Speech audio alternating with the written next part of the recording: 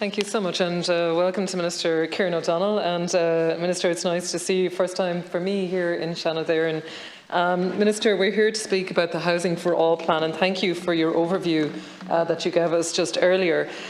If I might, I suppose just to highlight some of the things that I've seen in my own region, and of course representing the Roscommon Galway area, one of the key things has been the income threshold increase, Minister. So we've seen over 40% increase for County Galway.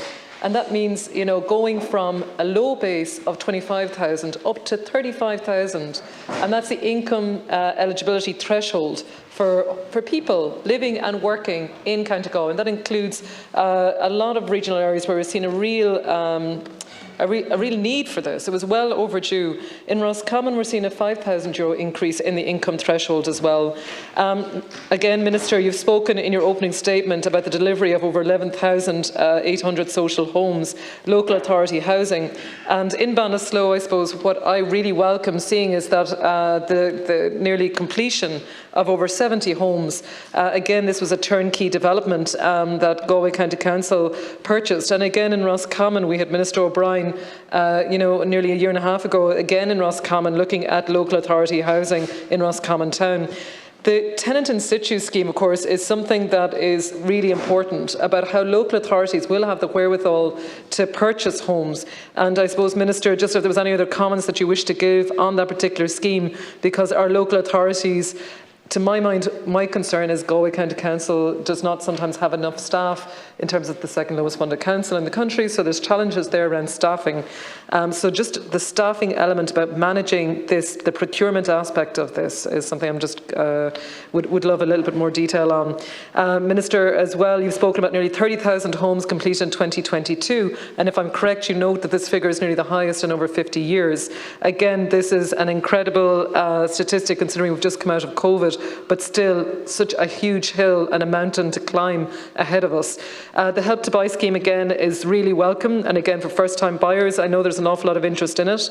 Some of the local challenges I'm seeing in my region is around taking in charge. Now I know this isn't part of your statement here, but I am seeing estates maybe 14, 15 years old where there have been challenges maybe around the developer, the bond on an estate. And previously governments did have, the local authorities did have access to these funds about doing up estates that maybe weren't fully finished.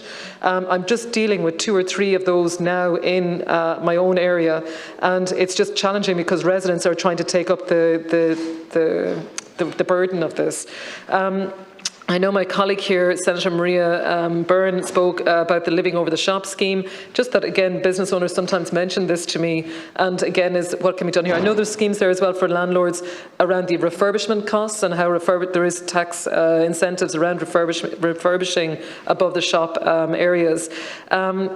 Again, you've spoken, I think, a little bit about rental properties. In Ballinasloe town, there's absolutely nowhere to rent. I had literally a group speaking with me who are working in healthcare in our town, who are new to our shores, new to Ireland, who've been living here for a number of years, who are contributing to our society, who are working in our local area, but cannot find places to rent. We are really lacking 1 to 2 bed units.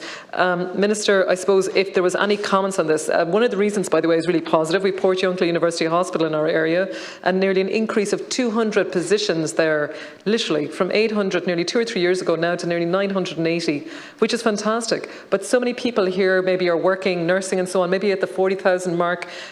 They just need somewhere to rent, and it's just impossible to find.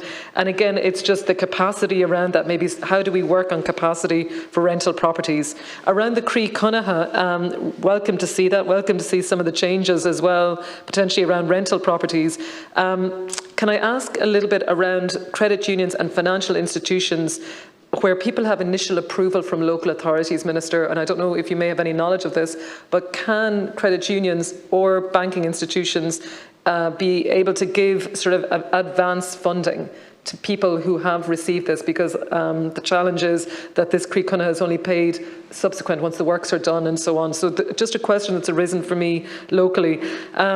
Again, one other thing I raised previously was the online application process, and this is because of the good news about the rise, obviously 40% rise in Galway County Council, but the challenge being the online application process for people applying for local authority housing. I think there's a pilot somewhere, maybe in Dublin and Fingal, but is there a possibility of streamlining that as well? And just to say thank you very much, thank you to the Chair, and just if there's any other information on the local authority home loan scheme, and that's it. Thank you so much. Thank you very much.